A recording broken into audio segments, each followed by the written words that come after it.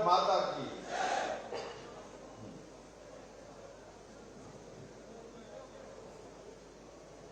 आज के इस कार्यक्रम में जो पूरा गर्मी से जो है वो जो इलाके ही गर्म है, तो नालागढ़ का मतलब है कि गर्म इलाका, और तासीर भी लोगों की गर्मी होती है। आज के इस कार्यक्रम में हमारे बीच में आपके इस विधानसभा क्षेत्र के लोकप्रिय विधायक श्री लखविंदर राणा जी, हमारे बीच में पूर्व में विधायक रहे ITL ठाकुर जी, हमारे बीच में दूध विधानसभा क्षेत्र के लोकप्रिय विधायक परमवीर सिंह पन्नी जी, हमारे जल प्रबंधन बोर्ड के हमारे वाइस चेयरमैन दर्शन सैनी जी, गौ सेवा आयोग के अध्यक्ष श्री उपाध्यक्ष Shri Ashok Sharma ji, Jogindra central cooperative bank के चेयरमैन योगेश जी, जिला के अध्यक्ष आशुतोष जी, मंडल के अध्यक्ष प्रदीप ठाकुर जी, और यहाँ पार्टी के हमारे साथी हरप्रीत जी, कमलेश जी, श्रवण चंदेल जी,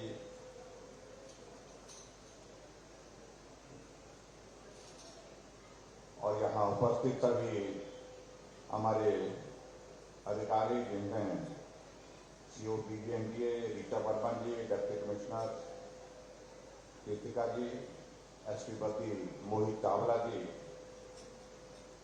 और अन्य विभागों के सभी अधिकारीगण, यहाँ उपस्थित सभी भाइयों बहनों, नौजवान साथियों और पत्रकार मित्रों, मैं क्षमा चाहूंगा कि आपके बीच में पहुंचने में देरी हो गई।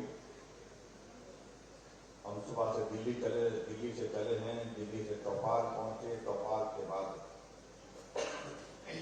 बारिश का मौसम भी रहा, उसके बाद यहाँ आप सबके बीच में यहाँ पहुंचे। लेकिन बहुत गर्मी होने के बावजूद, गर्म माहौल के बावजूद भी आप लोग यहाँ से शांति से बैठे हैं, आप सबका बहुत बहुत धन्यवाद।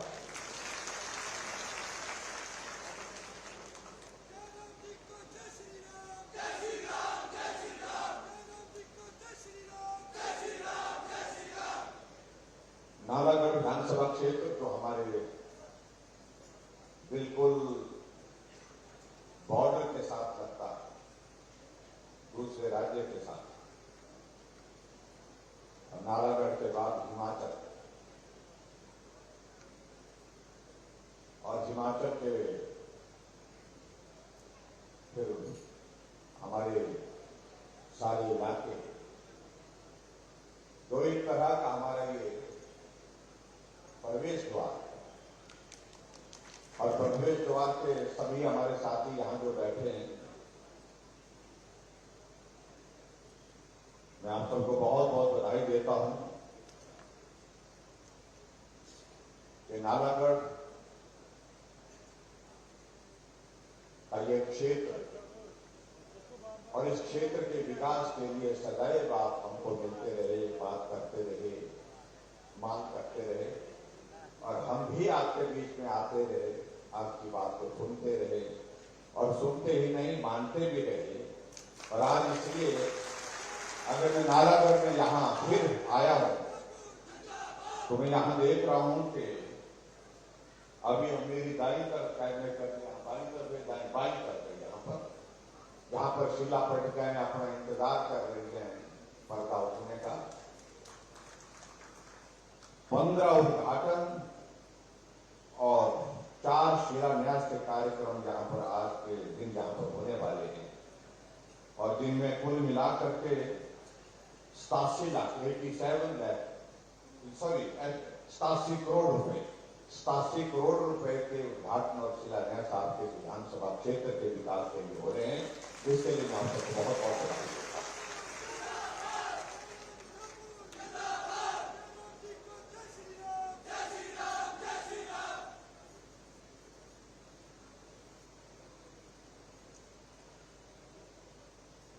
आजकल हम पूरे हिमाचल प्रदेश में सभी जगह जा रहे हैं, और सभी जगह अगर जा रहे हैं तो हिमाचल प्रदेश में इस बात की भी चर्चा है कि क्यों जा रहे हैं। कुछ लोगों को लग रहा है कि चुनाव आ गए इसलिए जा रहे हैं, लेकिन मैं ये जरूर कहना चाहता हूं कि इसलिए नहीं कि चुनाव आ रहे हैं इसलिए ही जा रहा हूं।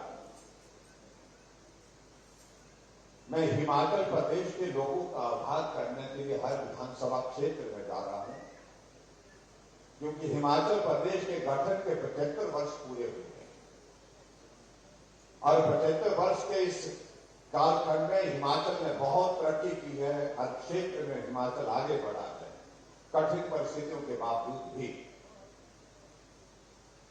हम अपने नेताओं का मंच पर से स्वागत करते हैं, उनका धन्यवाद करते हैं। मेरी पार्टी का नेता होता है तो मैं कहता हूं कि इन्होंने विकास किया, दूसरी पार्टी का नेता होते हैं वो कहते हैं कि इन्होंने विकास ज्यादा किया। लेकिन मैं उस विवाद में जाना नहीं चाह रहा हूं। सबने काम किया, जिसको भी नेतृत्व करने का हिमाचल प्रदेश में अवसर मिला, मुझसे पहले 5 मुख्यमंत्री हिमाचल प्रदेश में रहे, सबने काम किया और उन सबका धन्यवाद करता हूं। लेकिन आज से पहले नेताओं का आभार होता रहा, कुछ लोगों का आभार होता रहा, लेकिन हिमाचल प्रदेश की जनता का धन्यवाद करने के लिए कोई मुख्यमंत्री हिमाचल प्रदेश में कहीं नहीं गया। हम इस काम के लिए निकले हैं। अगर हिमाचल अगर यहां पहुंचा है 75 वर्ष की इस यात्रा के बाद, तो हिमाचल के मेहनतकश लोगों का ये हिस्सा बनता है, उनका अधिकार बनता है, क्योंकि मेहनत जमीनी स्तर पर उन लोगों ने की है। इसलिए उनका धन्यवाद करने के लिए हम आज नालागढ़ में आए।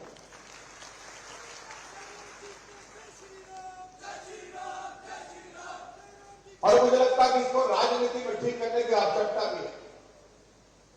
हम ही ने किया और आगे बढ़कर के मैंने ही किया। हम नेताओं की आदत ऐसी बन जाती है। कभी उनको सोचना चाहिए इस हिमाचल प्रदेश को आगे बढ़ाने में उस मजदूर का भी बहुत बड़ा योगदान रहा है, जिसने गर्मी में, सर्दी में, धूप में, तूफान में अपने पसीने से लथपथ होकर के भी प्रदेश के विकास में योगदान दिया। उसका आभार करने के लिए कौन करेगा? क्या प्रदेश के विकास में उस व्यक्ति का योगदान नहीं?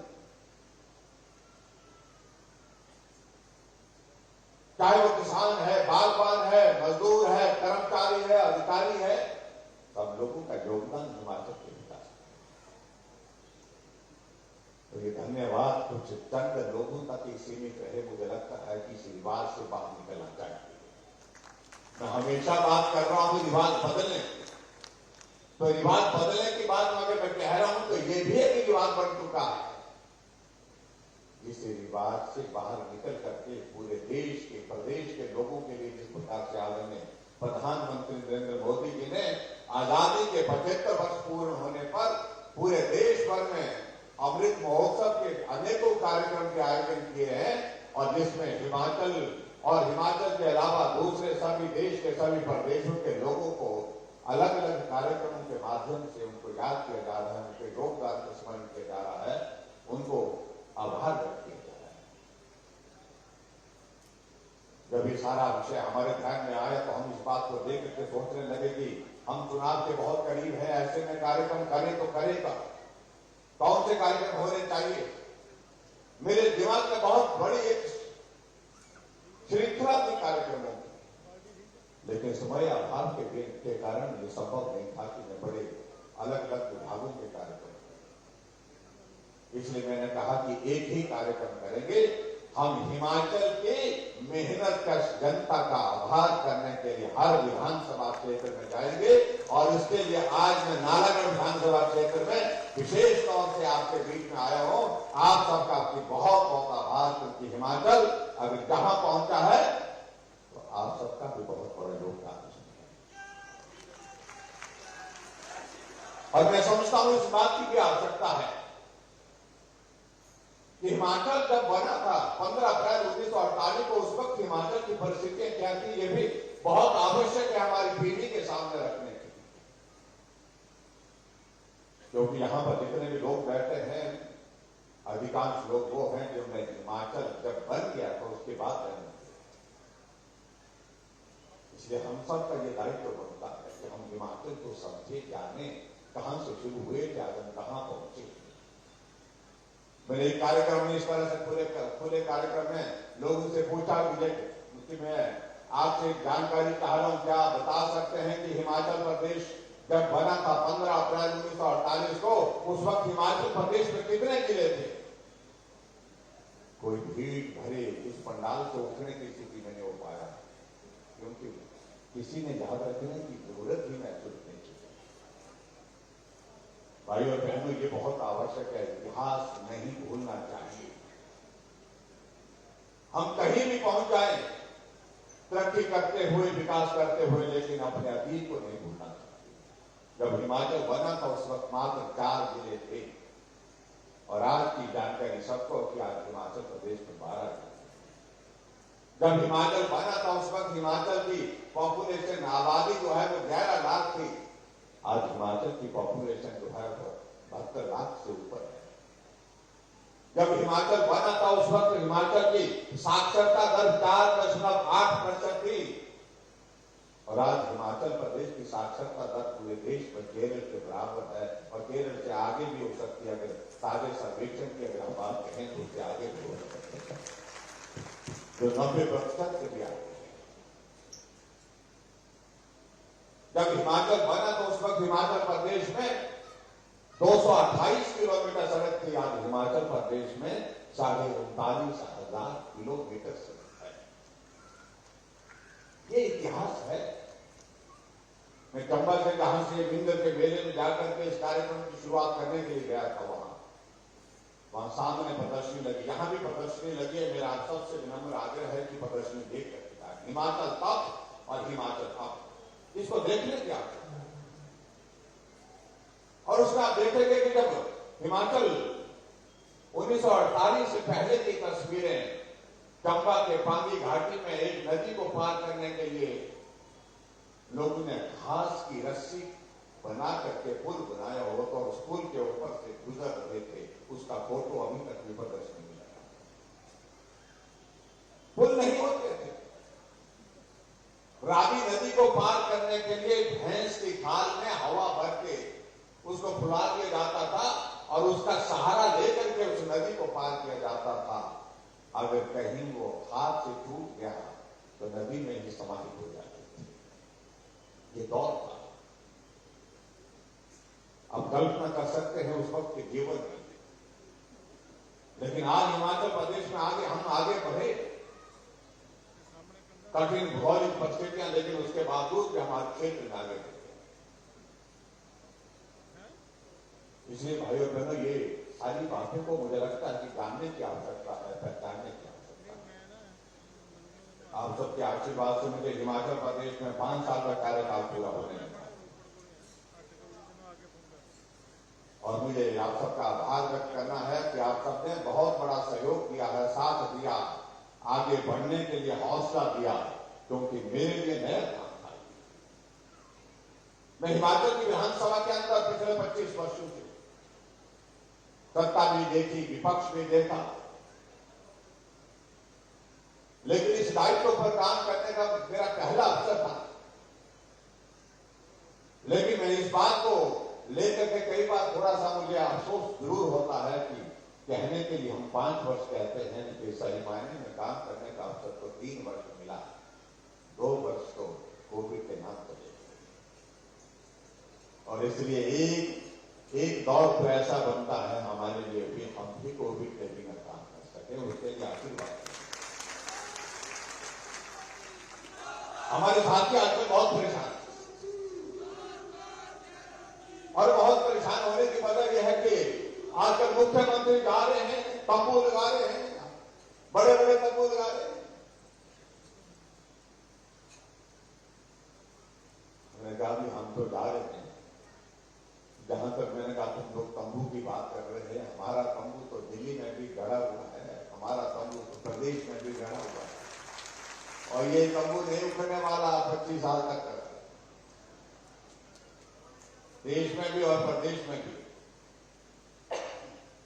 अब हम इसमें क्या करेंगे? उनका तंबू उखड़ गया तो क्या करेंगे? कई बार बहुत दिक्कत लगता है। अभी राणा जी भी हमारी पार्टी का है, मैं इनका भी स्वागत करता हूं, इनके सब साथियों का भी स्वागत करता हूं। तो ये परिस्थिति ऐसी है पूरे देश भर में। कांग्रेस पार्टी के नेता ने महंगाई पर प्रदर्शन किया दिल्ली में, और महंगाई पर प्रदर्शन करते करते इनके राष्ट्रीय अध्यक्ष महोदय भी मंच पर आकर के भाषण देने लगे और आटे को लीटर के हिसाब से बंद किया। सच्चे है राणा जी, वो वहां क्या करेंगे जहां आटा भी लीटर के हिसाब से दिया जा रहा है, तो उस पार्टी में आप अंदाजा लगाओ कि क्या चल रहा है। और एक तरफ उनकी यात्रा चल रही है भारत जोड़ो, और दूसरी तरफ कांग्रेस में दौड़ चला है कांग्रेस छोड़ो। 9 विधायक गोवा में कांग्रेस पार्टी छोड़कर के भारतीय जनता पार्टी में शामिल हो गए। अब वापस आ जाएंगे। गुलाम नबी आजाद ने कहा कि मैं 1970 में कांग्रेस पार्टी में शामिल हुआ, कांग्रेस पार्टी का कार्यकर्ता बना था, और इतने लंबे अरसे के बाद आज मुझे अफसोस के साथ जिस तरह की कांग्रेस वो थी वो रही नहीं, इसलिए हम भी यहां पर रहना नहीं चाहते, आजाद हो गए। हमारे हिमाचल प्रदेश में भी कांग्रेस के working president Pawan Kajal Bharatiya Janata party में आ गए, लक्ष्मीधर राणा पार्टी की वाइस प्रेसिडेंट वो भी हमारी पार्टी में आ गए, और ऐसे अभी और भी हैं जो आने वाले समय में आएंगे। जोर से नहीं बोलूंगी, धीरे धीरे बोलता हूं, पत्रकार सुन लेंगे नहीं तो।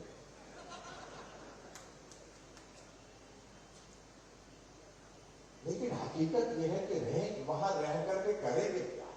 बच्चा ही कुछ नहीं। अब मेरी बातों से क्यों नाराज हो रहे हैं बेवजह? मैं समझ नहीं पा रहा। अगर हमने कहा कि रिवाज बदलने की बात करें, पूरा देश रिवाज बदल गया भाई।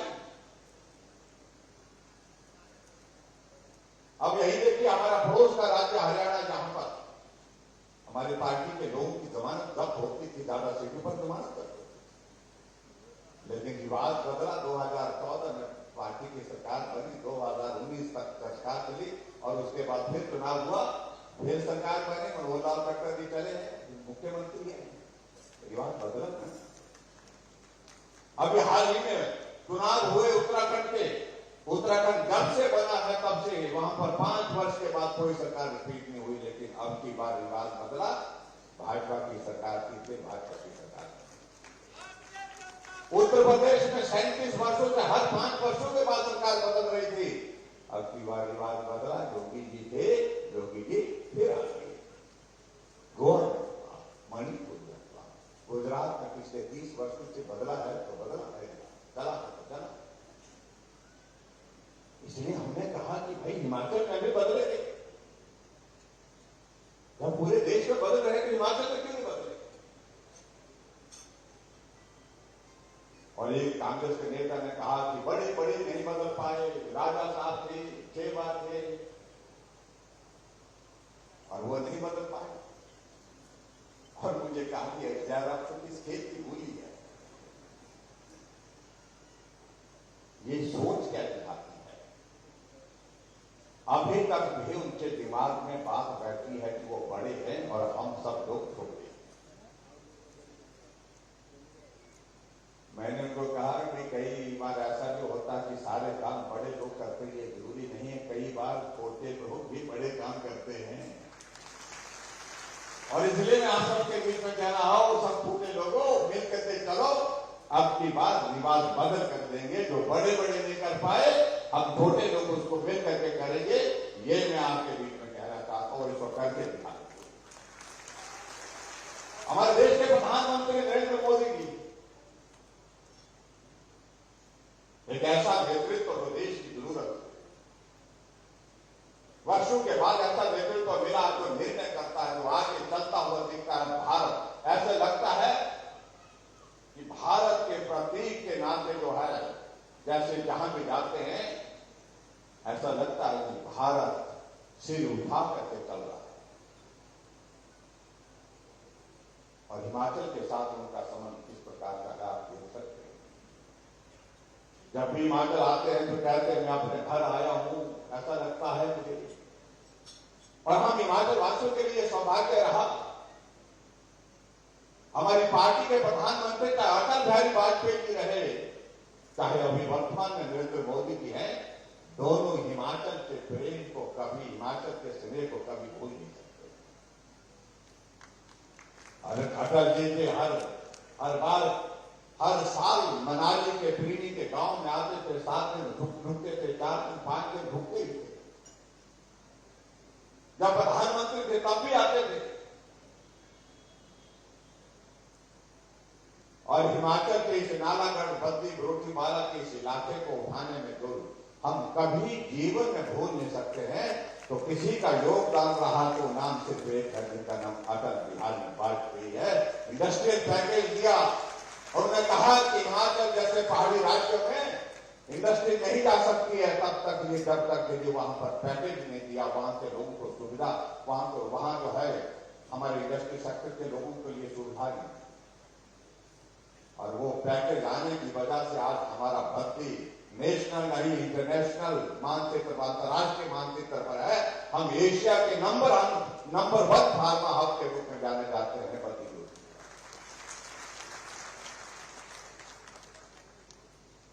10 साल का वो हमारा पैकेज कांग्रेस में आते ही, बीच में सरकार सत्ता में आते ही बंद कर दिया। उसके बाद कोई सुध नहीं हुई। और अभी नरेंद्र भाई मोदी जी हैं, अगर हिमाचल प्रदेश के लिए दूसरा कोई इंडस्ट्रियल सेक्टर में काम करने की एक संभावना बने तो नरेंद्र भाई मोदी जी के आशीर्वाद से बने मेडिकल डिवाइस का पार्क लगभग 500 करोड़ की लागत से जहां पर नालागढ़ में लगने वाला है, उसकी सारी औपचारिकता पूरी हो गई। सेंटर की हजारों नौजवानों को उस पर रोजगार मिले।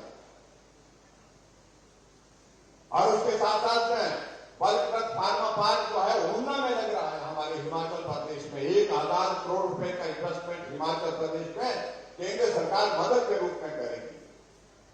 और जो बल्क ड्रग फार्मा पार्क जब बन करके तैयार होगा तो भाई और बहनों में ये कहना चाहता हूं कि लगभग कुल मिलाकर के 20,000 नौजवानों को रोजगार की सीधी संभावना उसमें निकल आएगी। जब पूरा बन करके तैयार होगा लगभग 50,000 करोड़ रुपए का इन्वेस्टमेंट उसमें होगा।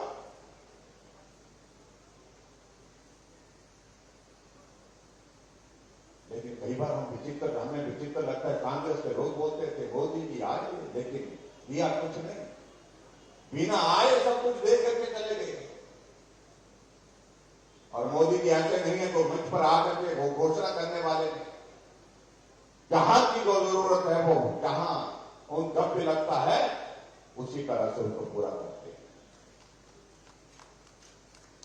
और यहां हिमाचल में 5 वर्ष के इस कार्यकाल में भाइयों बहनों हमने जो काम किया, हमने गरीब लोगों के लिए सेवा करने की कोशिश की है। हमने बुजुर्गों के लिए पेंशन का प्रावधान 60 साल के ऊपर सभी के लिए किया। जो बोलते हैं कि वो बड़े लोग हैं, वो बड़े लोगों के जमाने में हिमाचल प्रदेश में 4 लाख लोगों को पेंशन मिलती थी, हम 7.5 लाख लोगों को पेंशन देते। उन बड़े लोगों के जमाने में 400 करोड़ हिमाचल प्रदेश में पेंशन पर खर्च होता था और हम 1300 करोड़ रुपए हिमाचल प्रदेश में खर्च कर रहे थे। हमारे गरीब आदमी के इलाज के लिए हिमकेयर की योजना लाई ताकि गरीब आदमी की पीड़ा को हम समझ सके, उसकी पीड़ा को हम दूर कर सके, क्योंकि उसके पास इलाज करने के लिए पैसे नहीं है और उसके पैसे के अभाव में उसकी जिंदगी चीख पुकार के बीच में जो है गुजर जाती है। जो लंबे समय तक सत्ता में रहे, जो बड़े बड़े लोग, उनको वो चीख सुनाई नहीं दी कभी भी गरीब आदमी। हमने 500 हमने हिमाचल प्रदेश में 5 लाख तक का हेल्थ कवर जो है गरीब सभी लोगों के लिए दिया है ताकि उनके जीवन को हम बचा सके। और घर में गैस का चूल्हा पहुंचाने के लिए हमने प्रयत्न किया है और 3,35,000 घरों में गैस का चूल्हा पहुंचाने का काम हमारी सरकार ने किया, लेकिन वो बड़े लोग उनकी सोच में कभी नहीं आए कि गरीब आदमी के घर में भी गैस का चूल्हा होना चाहिए।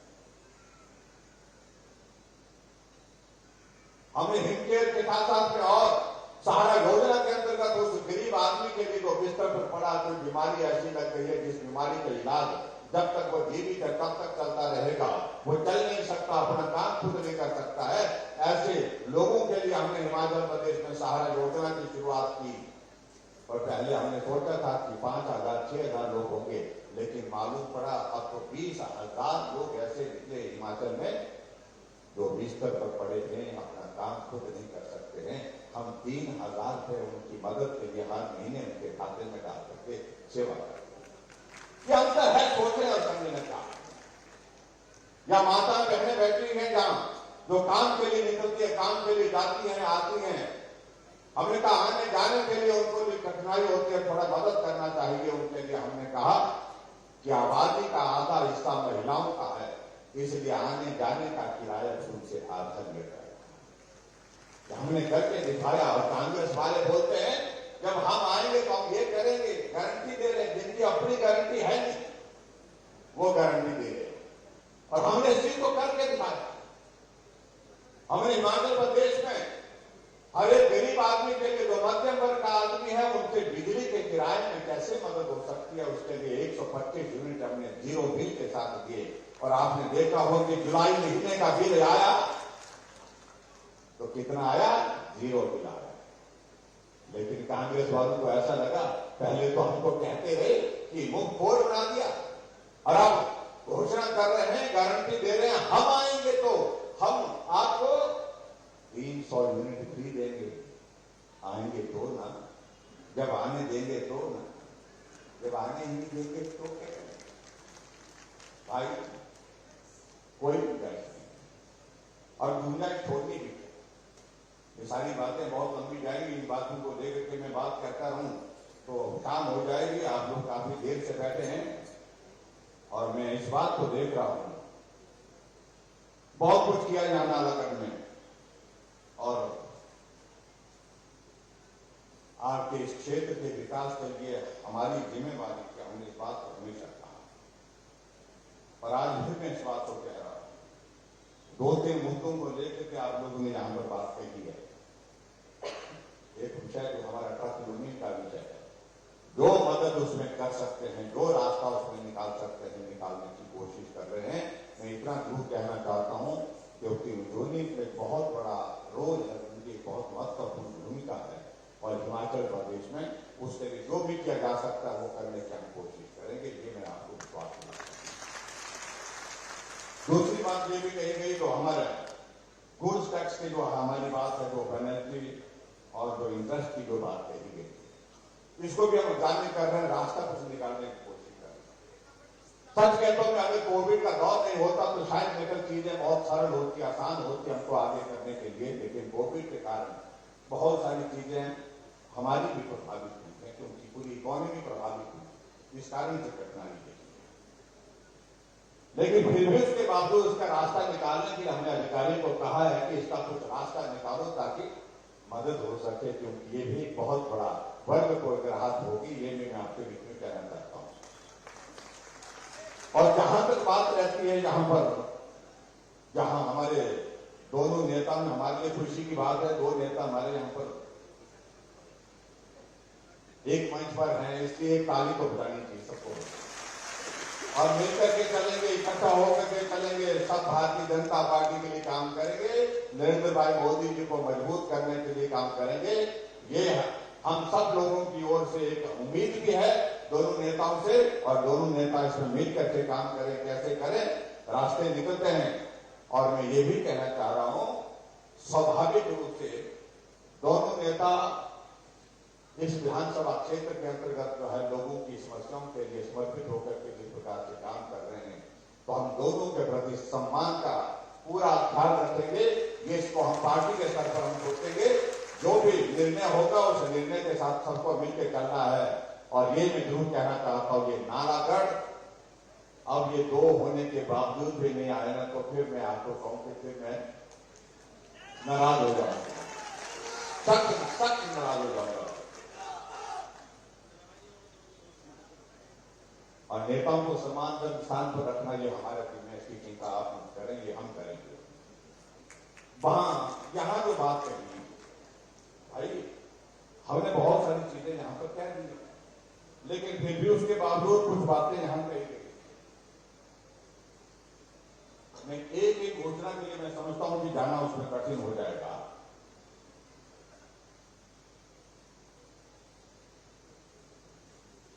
हाँ, एक छोटा आप लोग बैठ जाओ, एक मिनट।